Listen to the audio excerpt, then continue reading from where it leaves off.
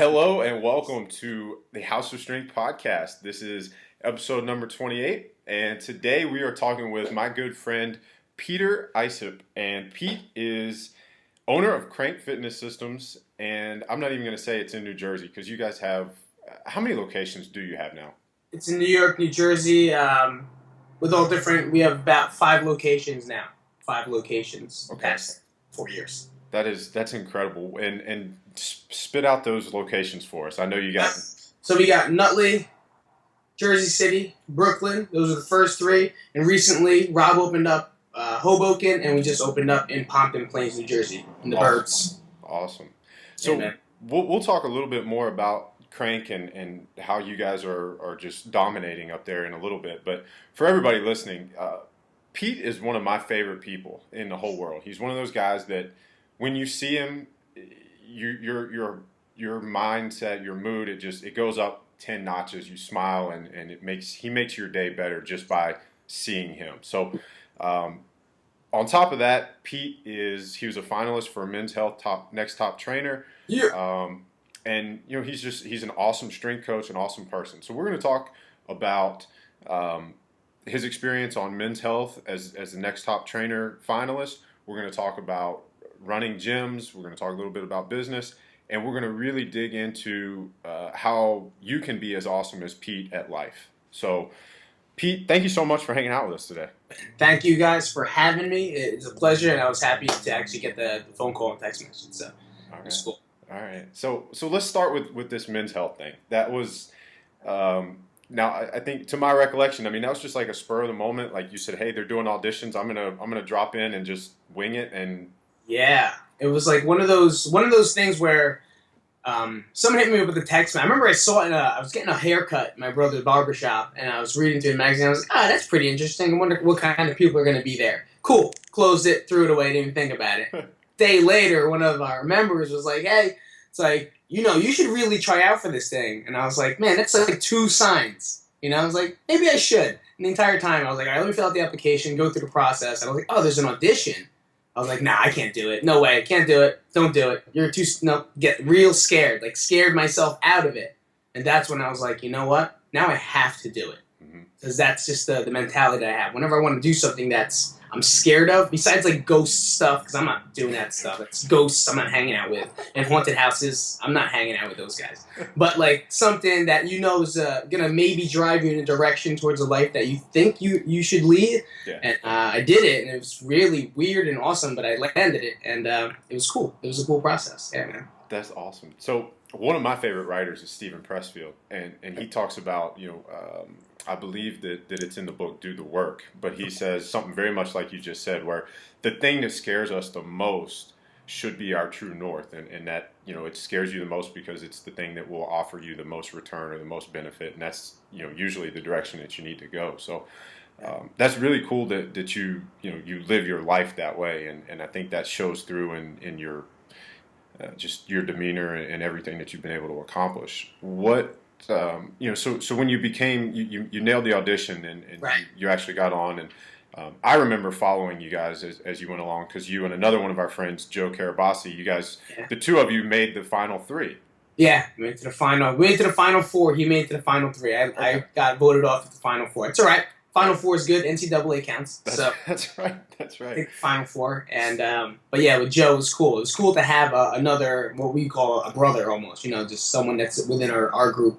To be there with me for the whole thing. It's pretty cool. Yeah. So what was that like? What kind of stuff were you guys doing? And it takes you back. A lot of it for Men's Health, obviously it's Men's Health, so it's a brand. So the brand is, what type of person is reading Men's Health is the normal corporate guy or someone who's really looking to get into shape, nothing too crazy. Very different than from strength coaching. And that's where I found the biggest problem. Because strength coach, it's let's keep it basic, Know the basics, keep it simple, squat, bench, dead, overhead press, carry something heavy, and that's how I know how to train. For when you get into, I would say, the realm of personal training, and I don't even know I guess personal trainers, the mindset was a lot different. So that's why I found my biggest challenge there. Because just the way I think was a lot different than the way they did things. Very, time in, time. Not that they're any different in any way or any, smart. They're definitely smarter than me too. You know what I mean? Those guys are smart guys. But it's like the way the style of training is very fast, up to speed. It's trying to get everything as much as you can in a short period of time, whereas we're looking at rest periods, so, all that. I don't want to talk about the science, but it just was different. So that was a big challenge. That and everyone else was about 6 foot tall, and I was 5'4". So that was definitely a good go for me. But yeah, that had to have been a little intimidating. Be around Dave Jack and Karabasi and all those other guys that they just look like they're. Yeah, I was proud to be there. In my head, I was like, man, I hope they don't make me take my shirt off because these guys are ripped. And I been carving up the entire time to try to get energy because I don't know what kind of challenges they're going to do. If they're going to do endurance challenges, I want to be in shape for that. Right. I want to be in shape for that. So I was. My carb levels were at a higher percentage than normal, and I was like, man, I'm insulin sensitive, man. These things, my love handles are on fire. This kid's ripped up, and he was eating McDonald's this morning. You know what I mean? It's like, come on, man, give a fat kid a break. So what, I mean, that experience on the backside of this now, what have you been able to learn from that? How have you been able to take that back to Krank and help your members and even things like developing a bigger following that way? I'm sure bigger tons, man. You got that moment to outreach to a lot of people. So I got to I used Men's Health. I want to say use them, but at that moment to send my message. I wasn't going to hide who I was, and I guess it does show in each episode. I'm the first one crying. I'm the first one getting emotional. You know what I mean? It's I really did like everyone on that. I really built some good relationship with those guys. But the experience has taught me so much about how important it is to portray yourself as a leader, portray yourself as someone that people might be looking up to now. And you're not just a coach. That was a big platform where a lot of people saw it. And I'm not gonna. I wasn't really trying to win. I just wanted to make sure my message was sent in each episode. Gotcha. And I, like I said, I saw those episodes. We'll put some links to it in the show notes so that if people haven't seen it, they can catch them. But you did a great job of that. And when I think back, I mean, you're definitely, I don't want to say the other guys are robots, but I mean, you definitely have a personality that shows through in stuff like that. And that's one thing I kind of want to take that and roll right into the next topic is, how that hasn't always been easy for you, has it? No. Being my true self was very hard to be. I could always say I was very unique and was always myself, but the deeper side of yourself is what's really inside, trying to hide your emotions. I was weird. I was just I used to wear 2 different shoes in high school. I made my own clothes. I'd get kicked out of class because of the outfits I would wear. I wasn't a goth kid. I was a raver. I just didn't care. I just wanted, it's if you ever watch Big Daddy and the kid was like, you're going to wear those galoshes and that Halloween suit? I was like, that was me. I was like, yeah, I'm going to wear that today because that's it. But it was really, I guess you could always say, a draw for attention because you always knew you had something. You want people to recognize you for something that you are, but not see you for what they see. So that was, it's you're always looking for something. And to me, it was being the fat kid. Being the fat kid, I always want to, don't see me as that kid. I'm someone fun, And I guess that's where, almost got me. You're getting me. You're getting me. I'm choking. You get me. And that's one thing that made me try to stand out more than I should have. And then became a tough guy. When I coached wrestling, when I got into wrestling, I was real tough. Never smiled, tried not to smile that much because I didn't want anyone to see me cry. I didn't want anyone to see me become emotional or show or know how passionate I am about something. So it was more of okay, let's put your head down. And, that taught me a lot. That taught me a lot on how to just put your head down. It's okay, this is going to be tough. Let's drive right through this, no emotions aside, and let's just get through it as much as we can. Yeah, and you make a good point. I mean, those are, you may have been drawn to that, or you may have been doing it for maybe not the purest reason, or maybe pure is not the right word, but maybe as some sort of a coping or a hiding mechanism. But there are still lessons, to be learned from wherever life takes us or whatever path we go down. And there are very valuable lessons from that, whether it's military or wrestling or that kind of that tough guy place where you're taught to kind of push through and overcome and things Right. like that. Right. At what point or how did you kind of transform or realize what you were doing and then take that next step to, to face what you were running from or hiding? Hiding. More of hiding. Hiding, and I would run. So I would hide a lot, and I used to run a lot just to get my mind off what I was hiding. I used that as my vent system, and that's what working out did for me. But it wasn't until I met the group, you guys have known Paul. I'm sure you talk about him. But Paul pretty much made me realize to accept who I was. Like, accept the fact, because there was, I guess, a leader or another outstanding coach will show you, knows that there's something more inside you. Greatness, like they see greatness. They know there's people that have something inside them. And he pulled that out of me. Because I remember the first time I met him, I was that tough guy. Black hoodie, no smile. I would curse like a crazy man. But I was very emotional, but I wouldn't really tell the truth. And it took a while for me to really explain what it was. And who knew that it was everything that was built up from the past when you're a kid to really lock you down and really hold back that full potential that you might have. And that's very hard for people to get through, man. It's very hard.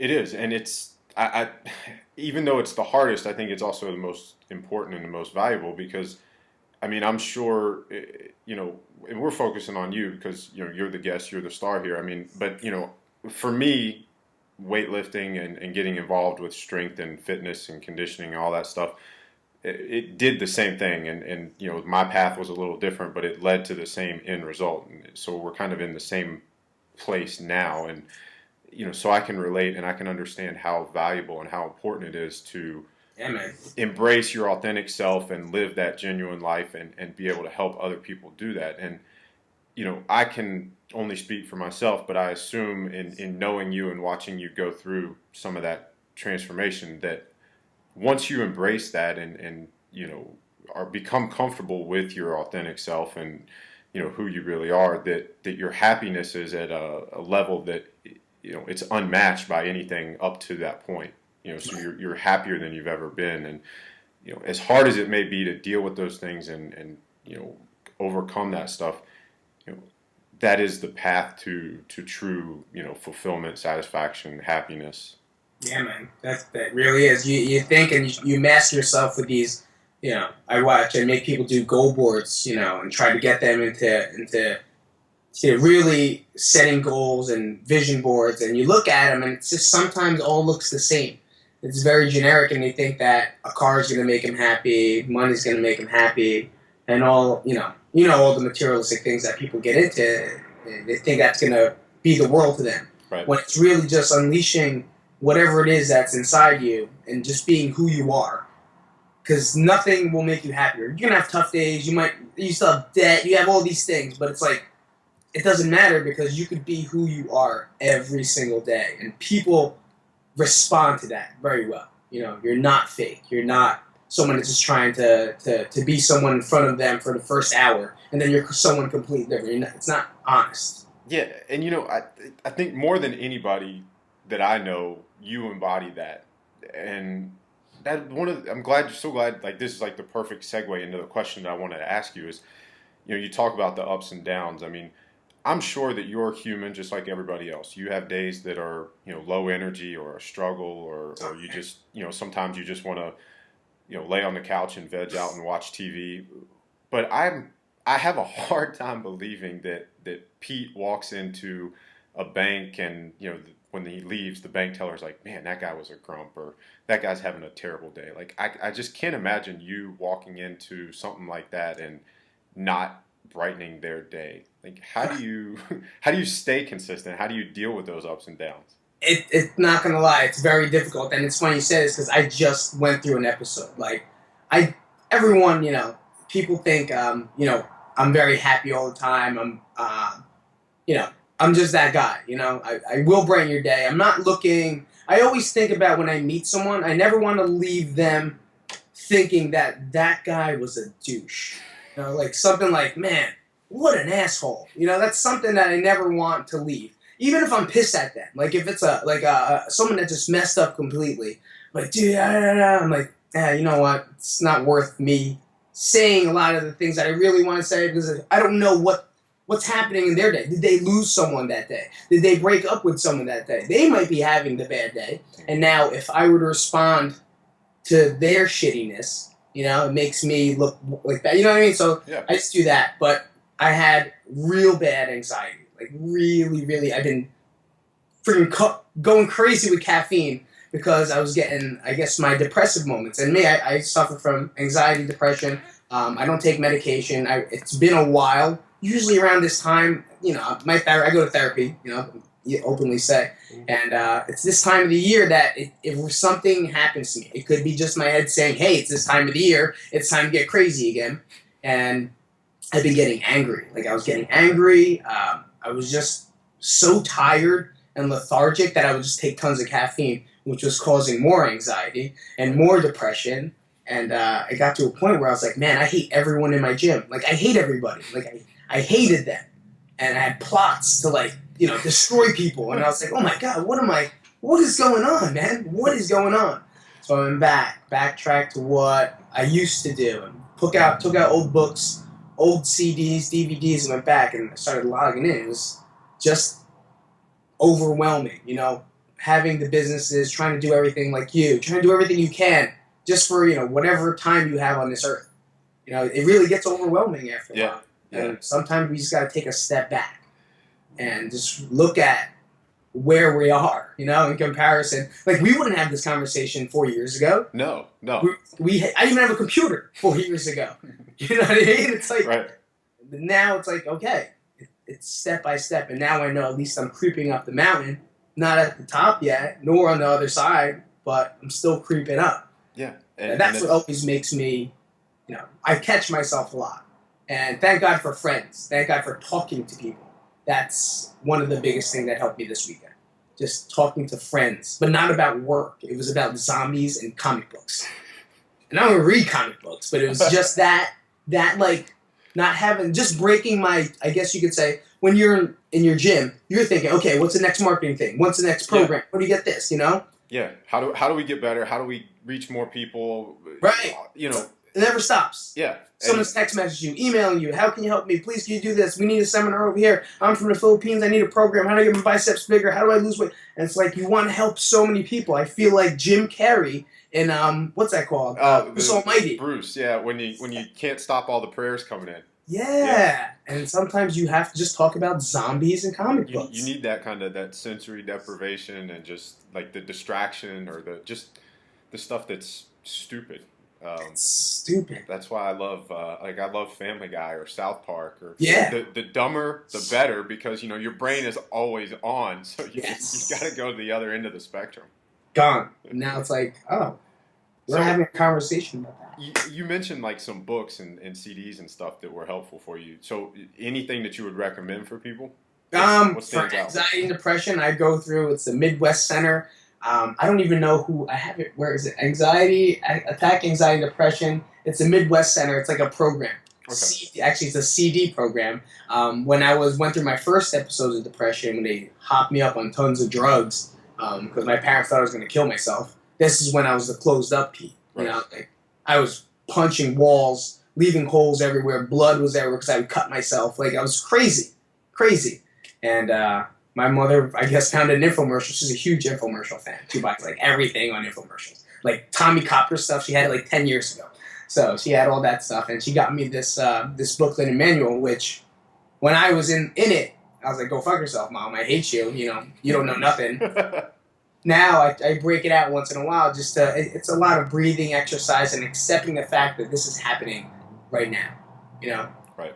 But it's not anything. It's just your mind telling you that this is what's going on, and it gives you a process on how to vent out. That, and I started meditating a lot more. I try to do it every day. You and me went to the tank. Man, they're booked! I was so mad. I thought I was fucking the place. They're booked. Sorry. It's an isolation tank. I like to go. We listened to Joe Rogan. We both went first time. You took me out. It was awesome. Yes. Awesome. Yes. So for people listening, we don't have flotation tanks or anything like that here in Virginia, and the closest one that I ever found was actually it was 10 minutes from your place in Nutley. So never knew it. Yeah, so when we went up for a seminar, I called Pete and I said, hey, what are you doing? Let's go do this. So we went, and it was awesome, right? It was awesome. So if you've never been, it's the flotation tank. You basically, it's a sensory deprivation chamber, and so there's no light, there's no sound, and you float in Epsom salts. And each tank has about 1,000 pounds of salt. It's enough salt to actually make you float in the water. The water is at skin or room temperature, so you don't actually feel hot or cold. You just float. You don't feel anything. You don't hear. You don't see. And it's unbelievable for meditation, relaxation. It's great. So it's great. If you have one of those around, look for flotation tanks on Google and see if you got one around you, and go check it out. Yeah, it's one of the greatest things ever. Like I as well as everyone else thinks, oh, I can't meditate. Like I'm 80. It's crazy. It's like, oh, I can't focus. I can't. You can't. You don't want to. It's a skill, just like anything else. You right. can learn to control your thoughts and your mind, and that's something that at the gym, we talk about this on the podcast several times. We have a rule at the gym: you are not allowed to say I can't. Right. And that goes back to, we're trying to teach you to control your thoughts and your mind, and the power of, if you believe you can't, you won't be able to. Exactly. So. That's good. Well, so Pete, let's talk a little bit about some of these. You got 5 Krank locations now, so you've gone through this incredible personal growth, and now you're in a position of being able to help thousands and thousands of people. Yeah. And I mean, this is awesome. So tell us about each of the locations, and do they all do the same thing? Is there one that's for maybe athletes, one that's for adults, or what? Okay. Ours here in Nutley, it's one of the bigger locations. We just expanded out. This was the first ones. Me and Rob Morales, we are co-owners of Krank, and he owns and operates Krank Hoboken, and he was the owner of Krank Jersey City as well. Everything was split out when we started doing it. Everything's independently owned now because it was very hard. Your goals in the beginning changed. You wanted like this many gyms, and you saw the process where it's like, this is way too much stuff going on. It's like, let's start separating because life's a lot easier and better, but at least we're branding the name, more affiliation. Very similar to what CrossFit does. So they did a great job with that.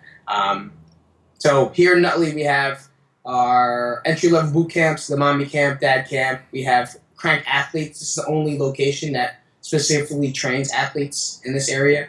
And then we have our regular fitness. So there's almost three sections that go on at the same time in the gym. Krank Hoboken is brand new. Same thing, bigger. It also has a pretty big facility as well there too. They have more of an independent gym as well as a group training gym. So they bring in personal trainers and they sublease them there, and then they have Krank within the facility. Okay. Krank Brooklyn is in Brooklyn in Dumbo section, run by Danny Salazar. He thought as well he wanted a lot of gyms, but found out really just focusing on one is going to make him 10 times happier. Yeah. And now he's starting to expand down to the floor. He's moving up to the bigger spaces. He just reopened and now is looking to expand more over there. More general fitness, a lot of strength training there for guys. So a lot more barbell work, a lot of squat, dead, and benching. That program the program still has the same standards, but the coaching is what counts. What's the style of coaching Danny is? What style of coaching is Rob versus me? I'm a big endurance guy. I'm a big fighter guy. So my pace is a little bit faster than with Danny, where Danny's a very big strength guy, powerlifting. So his program is a little bit different. But our main goal is, it doesn't matter what you do. Okay, it matters that you're all training together for one purpose, and you're looking for results and make yourself better. That's it. So you could do anything you want. You could lift, you could run. We don't care if you do yoga, Zumba. You're entitled to do whatever you want to make your heart work, whatever makes your brain feel better. Yeah. All the results come in is dialing in everything together with stress, nutrition, working out, and just life in general. Just making that commitment to change your life is what we focus on. And I forgot. We have Jersey City. I spread out. Jersey City was our second location, who now is run by Omar. Smaller. These are 2 smaller pods. So it's a smaller one, based right on the water. Right. It's overlooks New York City. All fat loss there. A lot of running. They like doing Spartan races just like us, and the Tough Mudders and stuff like that. And LJ is brand new just this month. It's a smaller location focusing on semi-private training, 3 to 4 people at the same time, because it's just so small. That's the Pompton Plains? That's the Pompton Plains one. Yep, it's still general fat loss and boot camps. Gotcha. That's it. And I've been lucky enough to meet all of those guys, and they're great individuals. They're all beasts. They're all strong and really, really smart. They know their stuff. So here's my question. When you said branding, kind of like CrossFit, so I immediately thought, oh, well, when are we going to see the Krank games sponsored by Reebok on ESPN2? So if we had the crankest person on earth instead of the fittest person on earth, what would the crankest person on earth look like or be like? Man, I have no idea, because it's such an array. It's not like one. It's not one. They would be the most awesome person in the world. He'd probably be the nicest guy in the entire planet. Could lift 5,000 pounds and run from here to McDonald's in about 0.3 seconds. So that's what I think he would look like. Or she. It could be a she, to be honest with you. She'd probably deadlift 600, bench press 5,000, squat 1 million. And at the same time, she'll take a mile run with a bucket on her shoulder and come on back. I don't know how she'd do it, but she could probably do it. And she could do it all day long. All day long, yeah. and she'd be wearing the Crankomaniac shirt, right? Yeah. So we gotta talk about this. So Pete are you the creative genius behind these shirts? Yeah, I guess I take a lot of what people tell me, and they shoot ideas into my head. Like the Run Krank was Danny, one of the members there. It's really our members too, but it's like really choosing what's the best one. So for people that haven't seen the Krank swag, all of Pete and Krank's gear has kind of infused pop culture. So whether it's the Hulkamania shirt, the old Run DMC logo. The Wu-Tang. I have that one. The Krank rules everything around me with the Wu-Tang logo. Yes. So these are awesome. Do you guys sell them online? We don't sell them online. We just put whatever we can. We should. You know what I mean? But we got all these people listening that might want one. Well, you know what? I'm gonna make a note right now. Put them on an online website so we can send this out. Thanks. Bye. Something. Andres, can you help me out? Andres. What? So where do these come from? I mean, do you guys you're like, hey, this would be awesome. Let's do it. Yeah, like, hey, this would be a great idea. Let's make this logo. Let's see what it looks like. And then we'll ask our friend, anyone that knows anything about. Usually it's people within the gym that help us out. Yeah. So I was like, yeah, I could do it. I think I could do it. I think I'll find the font, and they'll do it and they'll make it. And then we're like, all right, let's make a couple shirts and let's start doing it. We try to make a lot of shirts just to, like we said, at the business standpoint, it's all about branding. The more people see it in your face, the more it's going to be there. Yeah. So around town, that's one of the biggest thing that helped us was really localized branding and giving people a shirt. So now, like, oh, you go to Krank, and then people talk about it. And now it's a very like-minded conversation starter. Yeah. Yeah. So. And, I mean, you guys are in an area where population density is about as high as it is anywhere in our country. So that's a very important thing for you guys. Neighbors are right next to each other. Everyone knows everyone. They're in the same salon. Yeah.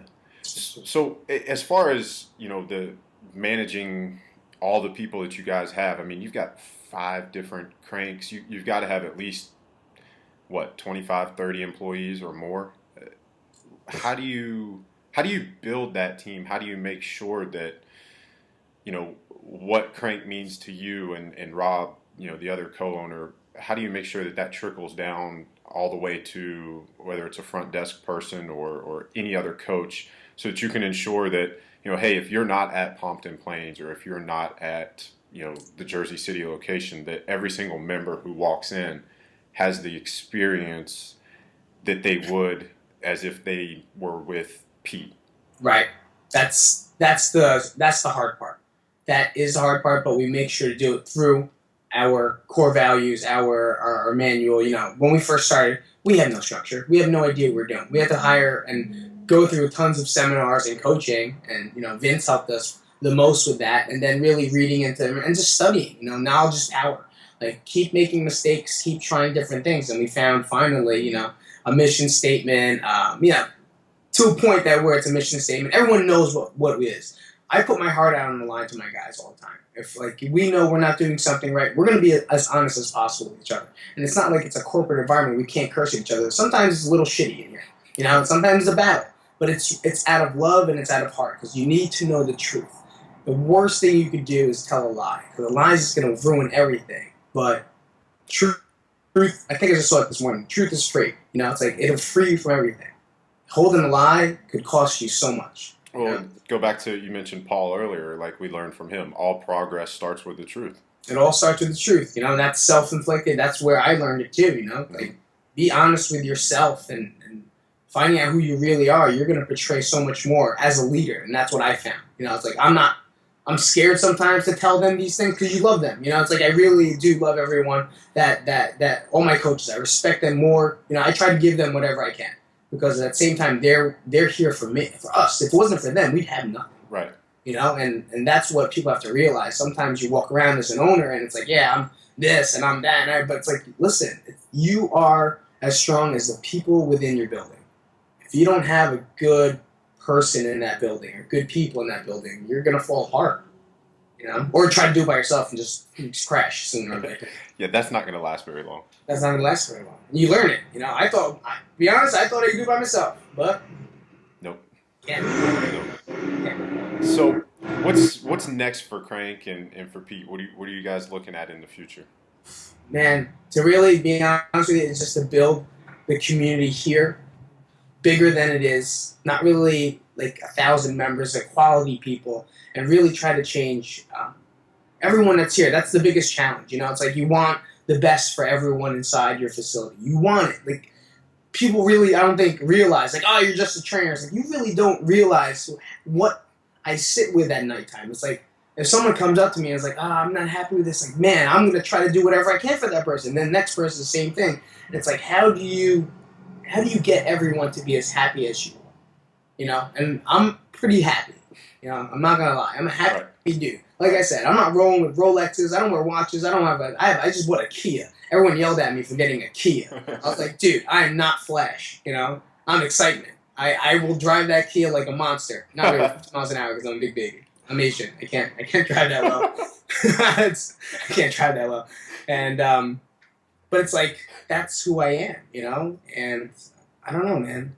Like, it's just not about that. It's about being happy, and hopefully my guys get that too. And I mean, that's why we started this episode where we started it. It's all about, you know, identifying your authentic self, embracing it, and, you know, following that. Yeah. If you had bought, you know, a Hummer with jacked up tires and, you know, tried to impress people, that's not you. It wouldn't have made you happy. It wouldn't have meant anything to you, and you can't do things for other people in that sense. Right. It's like, how am I helping someone there? I would rather take that investment and put it into the gym and bring in someone that can help them dial into their nutrition better, or, you know, something like that. What's going to give back? It's not about what I could get. It's about what could I give back for me. Yeah. That's the way I think. I'm a big believer that the more you give, the more you're going to get somewhere else down the line. And watching people have before and after pictures, that's a reward. Like, that's something you can't put a price on. No. So where can people find more of Pete or get more Krank, get involved with Krank? Where should people go? Man, you could go, it's too many websites, too many domains on GoDaddy. Just Krank Fitness? You go to cranksystems.com. That's our basic gym website. I do my personal blog on PeteIsip.com, which I talk about a lot of stress, or just my straight up YouTube channel. Everything on my YouTube. I don't have a lot of YouTube channels. I just filter it off from one. So YouTube, Pete Isip. I'm as honest as possible. I do, you know, weekly, daily vlogs and just talk about life in general and what's going on. Hopefully you guys can relate to it.